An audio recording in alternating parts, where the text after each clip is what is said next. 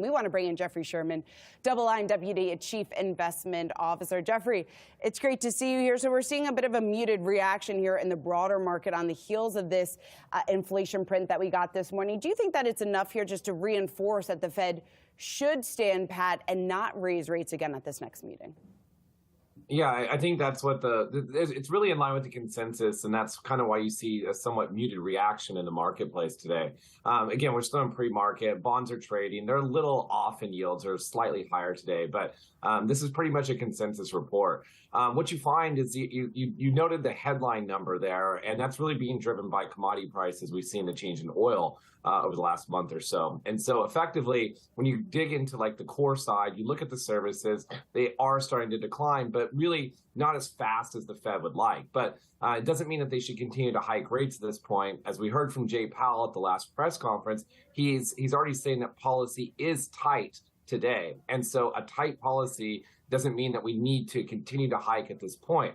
You've seen deceleration year over year, both in the CPI measure as well as the PCE, which is their preferred measure. And so I think this is a welcome trend. I think that's what's really kind of calmed the market somewhat today, as we've had a lot of volatility in rates over the last 2 months. And so I think this is being welcomed on both the equity as well as the bond market today. Jeffrey, what kind of messaging are you looking for from the Fed when it meets next week? What are you bracing for? What are you preparing for?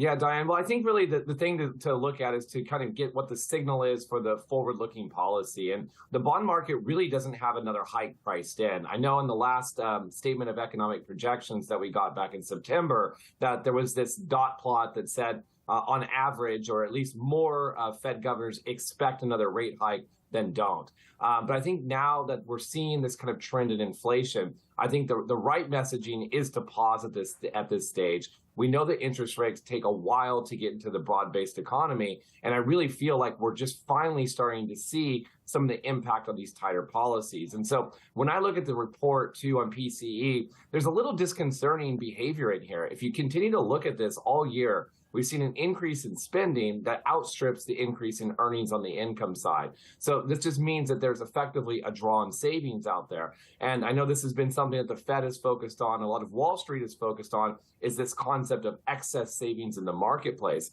And so it seems that the consumer, although spending and looks very healthy, it's done so at an income growth rate that's not keeping pace with that consumption. And so, again, I think this is consistent with, commodity prices being up. When you ask the average person in the U.S., what's the inflation measure, they judge it by two things: their grocery bill or their dining bill, the food consumption, and how much it costs to fill their tank at the pump. And so I think that some of that increased spending we're seeing is coming on that side right now. And I know there's a lot of uncertainty about the geopolitical risk out there and what this ultimately means for the energy markets. And so I think the Fed needs to be patient. The Fed hiking rates can't curtail price movements and the small wiggles and jiggles we get inside of the oil prices out there. But I think if they look at the overall economy, I think it is indeed kind of slowing down to some of the metrics they're looking for. And effectively, I think that is right for them to be able to continue to have this pause behavior. So we at DoubleLine really think that the Fed is close to the end of the hiking cycle.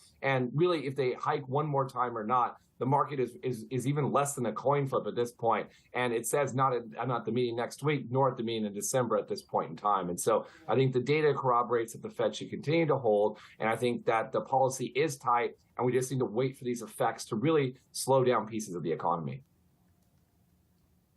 So, Jeffrey, given all those uncertainties right now that you just mentioned, the rise in geopolitical risk, what that could mean for the oil market, we also have some worrisome signs that's coming out here from the consumer just in terms of their spending patterns. Then we also have this massive run-up that we've seen in rates. So I guess my question is, if you think it's enough here for the Fed to stay on the sidelines, at least for now, what's the probability, though, of a recession given some of the worrisome signs that we're already seeing before, or whether or not, I guess, regardless of whether or not the Fed is going to hike again?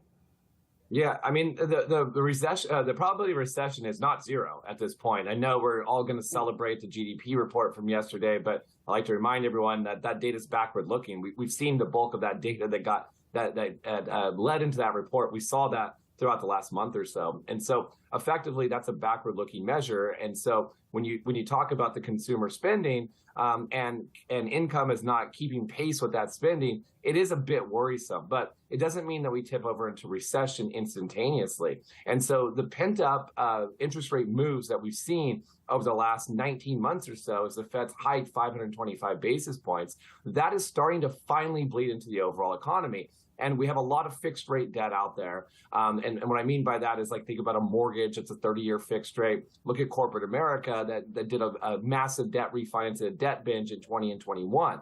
And so effectively, those parts of the market aren't as impacted by the interest rate hikes because that debt has already been structured out. It has a long tenor on it. But effectively, what you find is that if you're in the market now, you need to secure a mortgage. Mortgage rates are 8%. This is much more challenging, especially how high prices are in the housing market in general. And so we've seen an uptick in delinquencies. We've seen this in kind of the lower FICO cohorts, right? The lower credit qualities, we usually call it subprime. But in the auto side, we see it in some parts of the mortgage market that you're seeing signs that there are people late on payments and starting to miss more payments. And so I think this is part of engineering the hiking cycle. Capital is tighter, it's tighter financial conditions. And so what this does is this increases the probability. And so we still think that a recession is more likely in the next 12 months than not. But effectively, we're going to have to wait and see if this resilience of the consumer continues. And really all signs when it comes to a recession is what is going on in the labor market. And so all eyes will be on next Friday's jobs report to see what this activity looks like now that we have these tighter policies out there. And effectively, can the labor market prevail? Because we know a recession starts when the job losses really trickle through the economy. And so unfortunately, that's a bit late. That's usually a sign that you're already in the recession. But thus far, the labor market has been resilient. And so you got to keep watching. You got to watch small and medium businesses. That's where a lot of the job creation has been. And these are the businesses that borrow at floating rates, right? They're tied to prime rates. They're tied to bank loans, and they borrow from these smaller community banks. And so those are the areas to watch for forthcoming weakness to see if this labor market is going to continue its resiliency. And Jeffrey, I just want to quickly ask you something about, we've been really following the pattern with regard to yields. Have we seen peak yields? Well, it feels like we're very close. If not, we've seen it. The 10-year has kind of tested this 5% level, and we saw it Monday in overnight trading in Europe. Then kind of when New York opened, we were like 501 on the 10-year, and it just really rallied from there. And so we pressed a bit higher intra-week. We didn't really get there. And so I think most people out there are calling somewhere between a 5 to 5.5% 10-year as being the peak. I think 5.5 seems a little rich. That we would actually get there or too cheap in the market in terms of buying. And so far, I think it's a pretty good sign that we haven't really breached that 5% on the closing level on the 10-year. So again, the Treasury market, irrespective if we go to 5.5%, we sit at like the 487 or something we're at this morning, effectively, it's a yield that outstrips inflation, right? So you have positive real yields out there. And so for investors that have been looking for yield in the marketplace, you have none other than the high-quality asset of the U.S. Treasury market that generates a positive real yield that is one above inflation. And so investors have been looking for this for many years. And so you can put this together with a bit of a credit portfolio. It's pretty easy to put high-quality portfolios together that yield like 7%.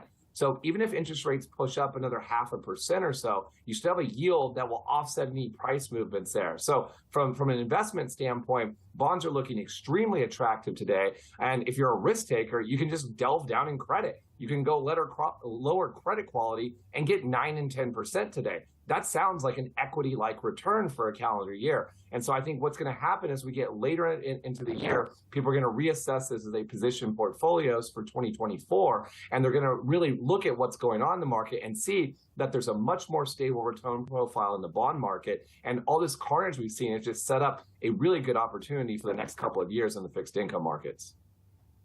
Well, you've certainly got me thinking. All right.